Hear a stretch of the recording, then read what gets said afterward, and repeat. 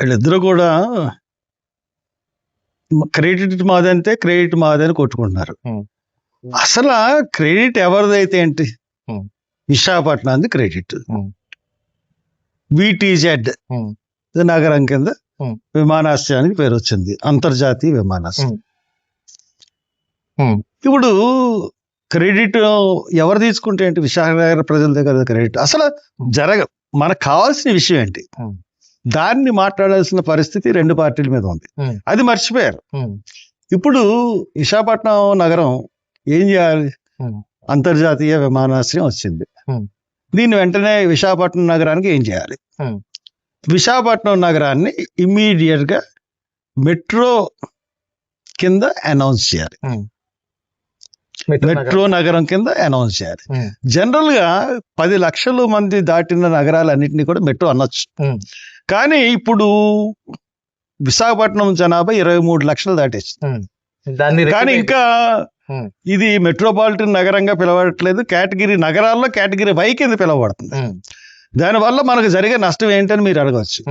ఇప్పుడు ఉద్యోగస్తులకి విశాఖపట్నంలో హెచ్ఆర్ఏ 40% వస్తుంది. అదే మెట్రో నగరాలకి 50% వస్తుంది. ఇప్పుడు మెట్రో నగరం అనేటప్పటికల్లా రైలుకి ఇమీడియట్ గా శాంక్షన్ అవుతుంది. ఇంకా చాలా రకాల బెనిఫిట్స్ ఉన్నాయి. అంతర్జాతీయ అంటే నగరం మెట్రోపాలిటన్ అంతర్జాతీయ విమానాశ్రయం అనేటప్పటికి మెట్రో ఫ్రీ అవ్వాలి, మెట్రో రైలు ఫ్రీగా రావాలి, ఇవన్నీ కూడా వస్తాయి. దానికి ఇమీడియట్ గా చంద్రబాబు నాయుడు ఏం చేయాలి? 1వ తారీఖున సంబరాలు చేయడం కాదు, రేపు ఇమీడియట్ గా మంత్రివర్గ వర్గం సమావేశం పెట్టి ఇమీడియట్ గా మాకు విశాఖపట్నాన్ని మెట్రో నగరం కింద ప్రకటించండి అని చెప్పి విజ్ఞప్తి చేసి వెంటనే గెజిట్లో వేస్తే ఇమీడియట్ గా ఈ బెనిఫిట్స్ అయినా వస్తాయి. అంతేగాని వీళ్ళు కొట్టుకుని మాది క్రెడిట్ అసలు ముందు జరగాల్సింది ఏంటన్నది చూడాలి. అది మానేశారు. మాది క్రెడిట్.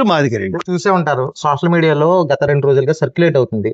మాజీ ముఖ్యమంత్రి జగన్మోహన్ రెడ్డి మాట్లాడి అంటే భోగాపురం ఎందుకు ఇక్కడ ఆల్రెడీ ఎవడు ఏమన్నాడు ఈవేళ మాట్లాడింది రేపు ప్రజలకు మర్చిపోతున్నారు. సోషల్ మీడియా అనవసరం కదా. ఇప్పుడు ఇదంతా అనవసరం. ఇప్పుడు మనకు కావాల్సింది ఏంటి? మనకి విశాఖ నగరానికి అంతర్జాతీయ ఎయిర్పోర్ట్ వచ్చింది కాబట్టి అంతర్జాతీయ నగరానికి తగ్గట్టుగా మనకి ఏమేమి రావాలి? మీరు జగన్మోహన్ రెడ్డి కౌంటర్ ఇవ్వడం ఎందుకు? మీరు చేయాల్సిన పనులు చేయండి. గెజిట్ నోటిఫికేషన్ ఇప్పించండి మెట్రో నగరం కింద. దానివల్ల ఎన్ని బెనిఫిట్స్ వస్తాయో ఒకసారి చూసుకోండి, మీకే తెలుస్తుంది. చాలా బెనిఫిట్స్ అనేవి మనకి కనపడతాయి. నాన్ మెట్రో టైర్ వై నగరం కింద ఉంది. చట్టంలోని సెక్షన్ 10(13)A ప్రకారం హెచ్ఆర్ఏ 40%, ఇది 50% ఉంటది. మెట్రో నిధులు మనకి మెట్రో నిధులు రాలేదండి. ఇది మెట్రో రైలు నిధులు రాలేదు.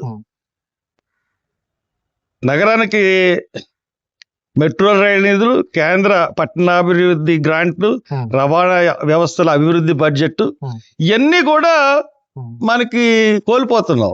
కాబట్టి మెట్రోపాలిటన్ హోదా ఇచ్చినట్లయితే ఇమీడియట్ గా అన్ని ఉంటాయి.